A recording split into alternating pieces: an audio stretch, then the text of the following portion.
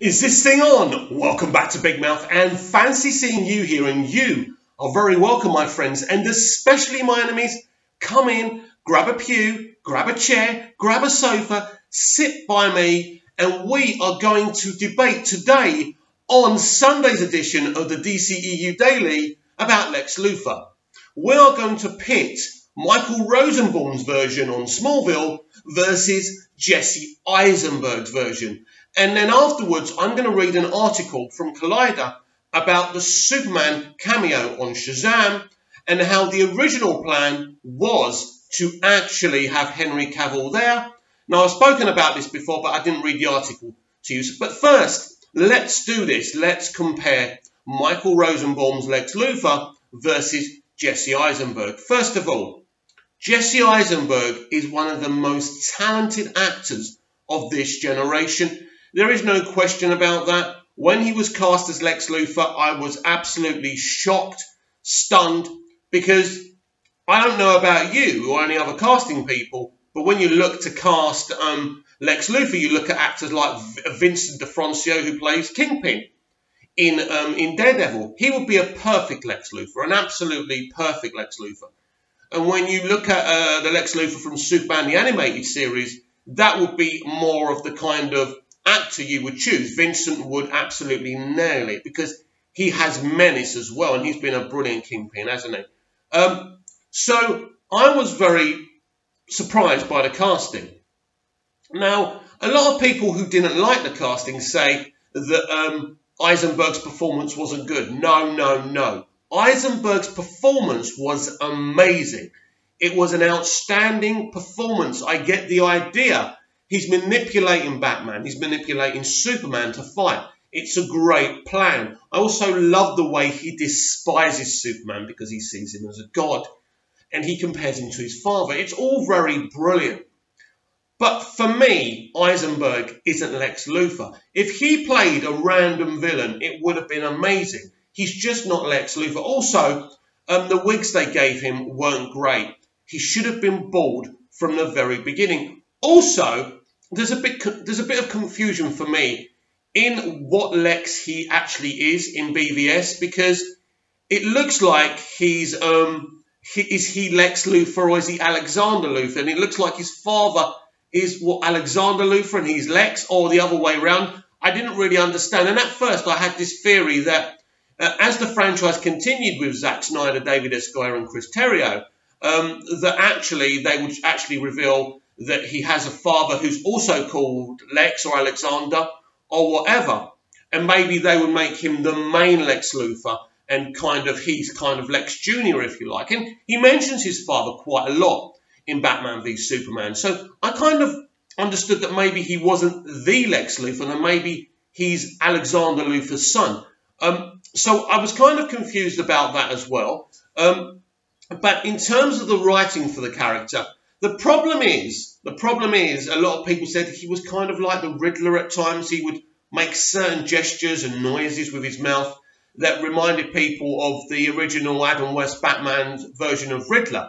And I kind of agree with that. But in terms of Eisenberg's performance, it was amazing. And I enjoy his performance. I enjoy what he does in the film. But he really isn't Lex Luthor. And to be honest, in terms of casting, they could have done a much more effective job of giving us that awesome, epic, more comic book accurate Lex Luthor. And I think that's what the problem is. But if you go back to Gene Hackman, as great as Gene is as Lex in Superman the movie and Superman 2, and even Superman 4 to a lesser extent, he's nothing like the comic book Lex Luthor. Because the comic book Lex Luthor, if you go to his origins, is either a mad scientist or he's a megalomaniac,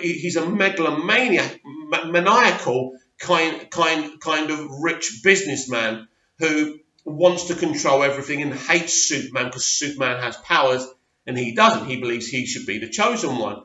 And in a lot of ways, it kind of when Lex in Superman the movie says, if anyone's going to get these powers, it should have been me. That's kind of accurate. But in terms of the way Gene Hackman acts and looks, he's nothing like the Lex Luthor in the comics. Now, if we take it to Michael Rosenbaum in Smallville, now, even if you didn't watch Smallville, you know Michael Rosenbaum. You know he played Lex Luthor in Smallville. Now, that is Lex Luthor from the comics. Yes, he's a younger pre-Superman Lex Luthor, but he's absolutely fantastic. And really, Smallville is a character study. It's a character study on Superman, and it's a character study on Lex Luthor. And having young Clark Kent and young Lex Luthor in the same town, and, you know, before Clark becomes Superman, was amazing. And Michael Rosenbaum killed it as Lex Luthor. Now, Michael would come into work every day, and he would get his head shaved. Even if it was kind of just bristle, he'd have to get it properly shaved. So Michael did everything to embrace the character, and it couldn't have been easy. Like when he came to do the finale, because he'd been gone for 3 seasons, he said, look, you're going to have to give me a bald cap because it's like 2 scenes, it's not worth it. And I agreed with that. And he looked pretty great with the bald cap, but while he was an active character, he was in every episode for 7 seasons, just like Tom Welling was in every episode of Smallville. And it was, look, it was an amazing character study. Not only was his performance spot on, and you could kind of see that Lex Luthor becoming the ultimate comic book Lex Luthor.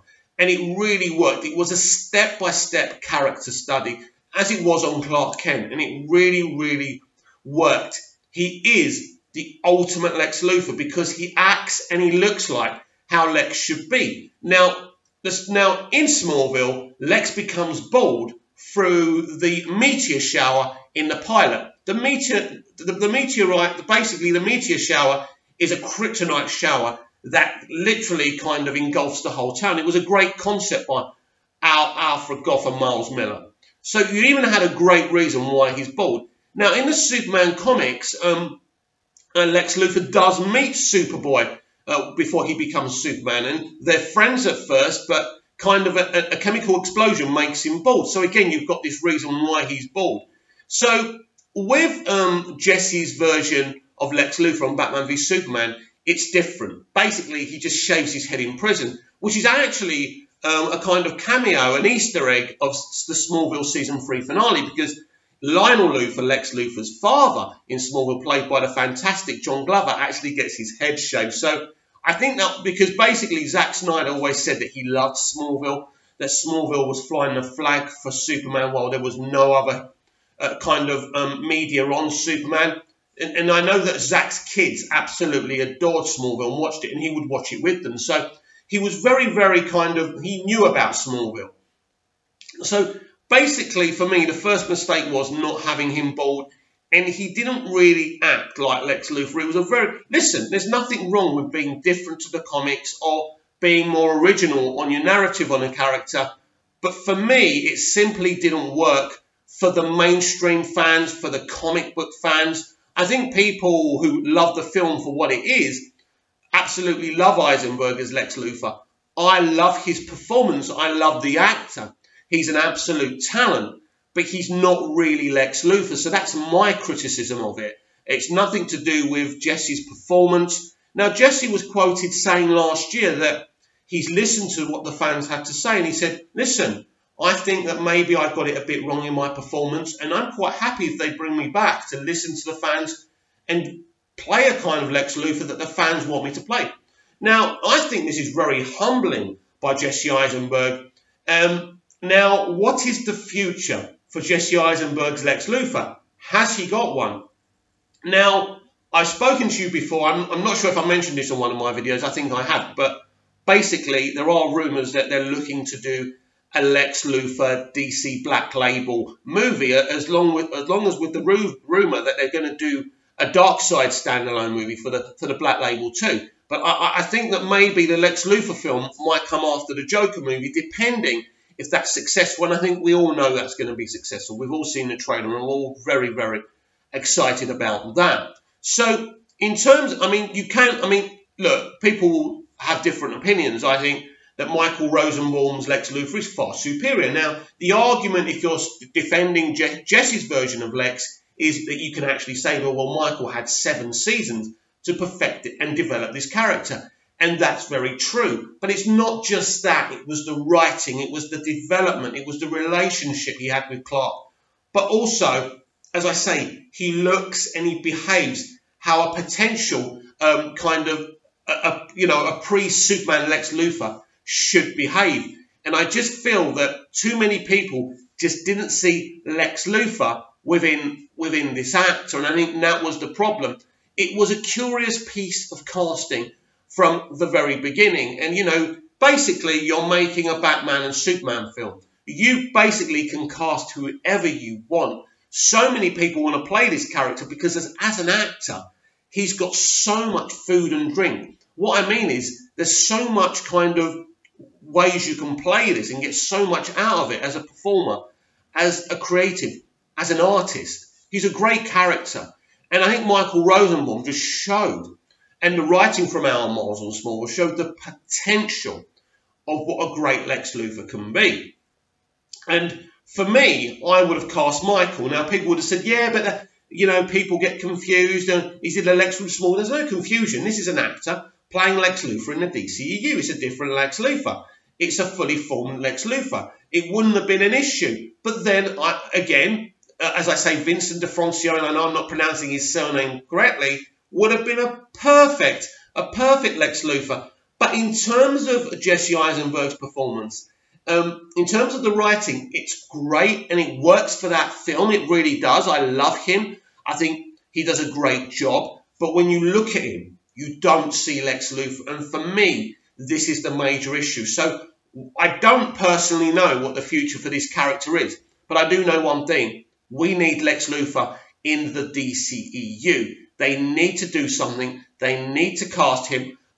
You know, we've already got John Cryer on the Supergirl show, and I was kind of, what? John Cryer as Lex Luthor? But he's turning out to be a pretty awesome Lex Luthor, isn't he? So we'll see if Jesse keeps his job. I would do it like this.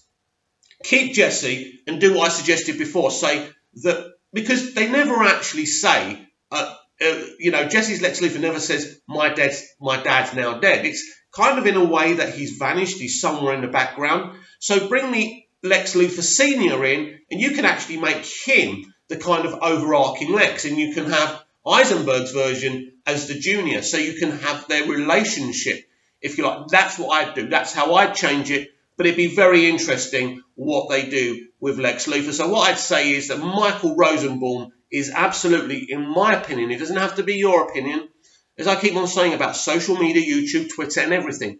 Everyone has their own truth. I respect everybody's truth. This is my truth from my point of view. You don't have to agree. You can get in the comments down below and tell me why you disagree with me or why you agree with me. But Michael Rosenbaum, for me, is the ultimate Lex Luthor. I think Jesse Eisenberg did a great job, but when you look at him, the problem with him is you just don't see Lex. So that's that part of the show done. And as I say, I want to hear your opinions. Now let's read this Collider article about the Superman cameo, and I'm going to give you my opinion on it. Yes, that Shazam cameo was originally supposed to include Spoiler, aka Henry Cavill. So if you haven't seen Shazam, right, I've pretty much spoiled for you already, but anyway, yeah, you don't need to watch them. Basically, save it on your bookmarks and watch it another time. But otherwise, let's read ahead. Standalone film, there is one major... Hang on, let's start again. Let's start again. Sorry about that. While the DC movie Shazam is very clearly a standalone film, there is one major DCEU connection in the movie's final scene. Zachary Levi's heroic Shazam finally comes to school to have lunch with Freddie Freeman, Jack Dylan Grazer, but he also brings along another superhero friend to impress Freddie's schoolmates, Superman. As the film stands now, we never see Superman's face, and the film ends with Freddie's glorious reaction. But originally, actor Henry Cavill was indeed supposed to have a cameo as the Man of Steel, which would have been freaking amazing, right? It was previously rumoured that Warner Brothers was trying to work out a cameo for Cavill in Shazam, but the scheduling conflicts were getting in the way. Shazam producer Peter Safran confirmed as much in an interview with comicbook.com via the playlist. At one point, we'd hoped it was going to be Cavill doing it, but unfortunately his schedule didn't allow him to do it. We still wanted to do it anyway, and it turned out to be better because it let us do a hard cut on Freddie's reaction. Because if we had Cavill there, we'd actually written lines. They had a dialogue, but then it's a little bit of a hat on hat, because really what it's about is Freddie's reaction. So we got to get out on that. This notion of scheduling, this is Collider now, conflicts is curious. Shazam was in production from January to May of 2018, and Cavill was filming Mission Impossible Fallout during that time, but the mission sequel wrapped in late March. That should have given Cavill enough time to pop over to the Toronto set of Shazam and shoot a cameo. And there have been rumours that Cavill is out as Superman altogether, so perhaps Warner Brothers didn't want to commit to Cavill's Superman anew. Although it's possible he had some other non-filming schedule conflicts, we'll talk about that in a minute, that prevented him from making it, and the scheduling conflicts excuse is indeed true. Whatever the case, it would have been pretty great to see Cavill chatting it up with Freddie Freeman. It absolutely would have. He's a tremendous actor, and I still don't think he's been used to his potential as Superman yet, which is why I'm really hoping we get a proper Man of Steel sequel with Cavill before he departs the DCEU altogether. Fingers crossed. In the meantime, Shazam is a delight, and that one is definitely getting a sequel. Maybe Cavill can swing by then. So yes, so basically that's confirmation that they wanted Henry in, if you believe what they're saying. I don't think Peter Safran's going to lie. It didn't have to be scheduling like they say in terms of filming. He does a lot of, this guy runs a lot. Henry Cavill does many runs for charity. I do feel, though, that if there was an opportunity to do this, I don't think Henry would have rejected it. Also, we have the rumours that he's been negotiating an extension to his contract with Warner Brothers, and the claim is that he wants more money. But I don't believe that. I don't believe if he has been negotiating a contract for all this time, it's because Henry has been very vocal when he's been at conventions saying he wants a direct sequel to Man of Steel. He wants a direct sequel to David S. Goyer's and Christopher Nolan's Man of Steel movie. That's what he wants. And that may be, and probably is, the stumbling block for him coming back. But sooner rather than later, this has to be dealt with. We need Superman in the DCEU, in the DC Extended Universe. We need it. We need him back. So hopefully, sooner rather than later, we get some kind of announcement, because this is silly. What do I think about the cameo? The way they filmed it, it works, because it is about Freddy. Do I agree with Peter Safran that it wouldn't have been the same if there was dialogue? No, I don't. Dialogue would have been freaking awesome, and it would have heightened the epic situation. But it still works in the film. They obviously wanted to keep it because they want to show us that Superman is a big part of the DC Extended Universe, and I think this is why they really wanted him there. They wanted to represent him in some way, and Superman gets a lot of shout-outs in this film. In fact, Superman gets more references than Batman does, and Batman gets a few. So it's very interesting. We'll watch the future of Superman within the DCEU with bated breath and with a microscope, as we normally do. And I will see you tomorrow for Monday's DCEU Daily. Please like, share and subscribe, and I'll be back tomorrow.